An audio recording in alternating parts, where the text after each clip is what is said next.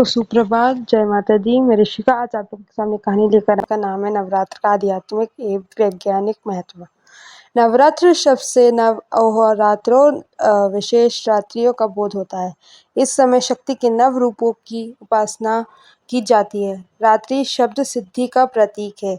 भारत के प्राचीन ऋषियों मुनियों ने रात्रि को दिन की अपेक्षा अधिक महत्व दिया है। इसलिए दीपावली, होलिका, शिवरात्रि और नवरात्र आदि उत्सवों को रात में ही मनाने की परंपरा है। यदि रात्रि का कोई विशेष रहस्य न होता तो ऐसे उत्सवों को रात्रि न कहकर दिन ही कहा जाता। लेकिन नवरात्र के दिन नवदिन नहीं कहे जाते। मनीषियों ने वर्ष में 2 बार नवरात्रों का विधान बनाया है। विक्रम संवत के पहले दिन अर्थात चैत्र मास शुक्ल पक्ष की प्रतिपदा पहली तिथि से 9 दिन अर्थात नवमी तक, और इस प्रकार ठीक 6 मास बाद अश्विन मास शुक्ल पक्ष की प्रतिपदा में महानवमी अर्थात विजयदशमी के 1 दिन पूर्व तक। परंतु सिद्धि और साधना की दृष्टि से शारदीय नवरात्रों को ज़्यादा महत्वपूर्ण माना गया है। इन नवरात्रों में लोग अपनी आध्यात्मिक और मानसिक शक्ति संचय करने के लिए अनेक प्रकार के व्रत, संयम, नियम, यज्ञ, भजन, पूजा, योग, साधना आदि करते हैं। कुछ साधक इन रात्रियों में पूरी रात पलंग या सिंहासन में बैठकर आंतरिक त्राटक या बीज मंत्रों के जाप द्वारा विशेष सिद्धियां प्राप्त करने का प्रयास करते हैं। नवरात्रों में शक्ति के 51 पीठों पर भक्तों का समुदाय बड़े उत्साह से शक्ति की उपासना के लिए एकत्रित होता है। जो उपासक इन शक्ति पीठों पर नहीं पहुंच पाते, वे अपने निवास स्थल पर ही शक्ति का आह्वान करते हैं। आजकल अधिकांश उपासक शक्ति पूजा रात्रि में नहीं, पुरोहित को दिन में ही बुलाकर सम्मान करा देते हैं। सामान्य भक्ति नहीं, पंडित और साधु महात्मा भी अब नवरात्रों में पूरी रात जागना नहीं चाहते। न कोई आलस्य को त्यागना चाहता है। बहुत कम उपासक आलस्य को त्याग कर आत्मशक्ति, मानसिक शक्ति और यौगिक शक्ति की प्राप्ति के लिए रात्रि के समय का उपयोग करके देखे जाते हैं। मनीषियों ने रात्रि के महत्व को अत्यंत सूक्ष्मता के साथ वैज्ञानिक प्रयत्न किया। रात्रि में प्रकृति के बहुत सारे अवरोध खत्म हो जाते हैं। आधुनिक विज्ञान भी इस बात से सहमत है। हमारे ऋषि मुनि आज के से कितने ही हजारों वर्ष पूर्व ही प्रकृति के इन वैज्ञानिक रहस्यों को जान चुके थे। दिन में आवाज़ दी जाए तो वह दूर तक नहीं जाएगी, किंतु रात्रि को आवाज़ दी जाए तो वह बहुत दूर तक जाती है। इसके पीछे दिन को कोलाहल के अलावा एक वैज्ञानिक तथ्य यह भी है कि दिन में सूर्य की किरणें आवाज़ की तरंगों और रेडियो तरंगों को आगे बढ़ने से रोक देती है। रेडियो इस बात का जीता जागता उदाहरण है। कम शक्ति के रेडियो स्टेशनों को दिन में पकड़ना अर्थात सुनना मुश्किल होता है, जबकि सूर्यास्त के बाद छोटे से छोटा रेडियो स्टेशन भी आसानी से सुना जा सकता है। वैज्ञानिक सिद्धांत यह है कि सूर्य की किरणें दिन के समय रेडियो तरंगों को जिस प्रकार रोकती है, उसी प्रकार मंत्र जाप की विचार तरंगों में भी दिन के समय रुकावट पड़ती है।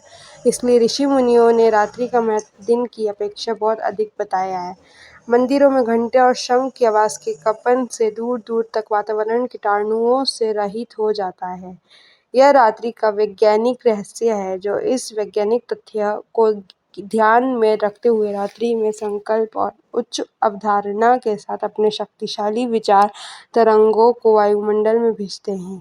उनकी कार्य सिद्धि अर्थात मनोकामना सिद्धि उनके शुभ संकल्प के अनुसार, उचित समय और ठीक विधि के अनुसार करने पर अवश्य होती है।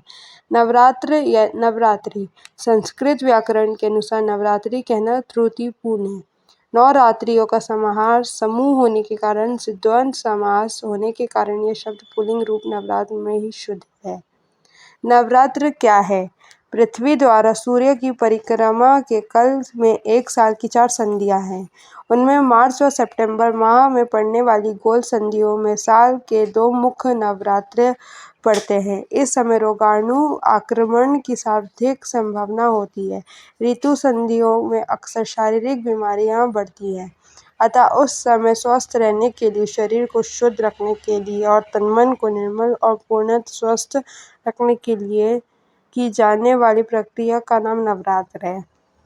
9 दिन या रात अमावस्या की रात में अष्टमी तक या पड़वा से नवमी की दोपहर तक व्रत नियम चलने से 9 रात यानी नवरात्र नाम सार्थक है। यह रात गिनते ही इसलिए नवरात्र यानी 9 रातों का समूह कहा जाता है।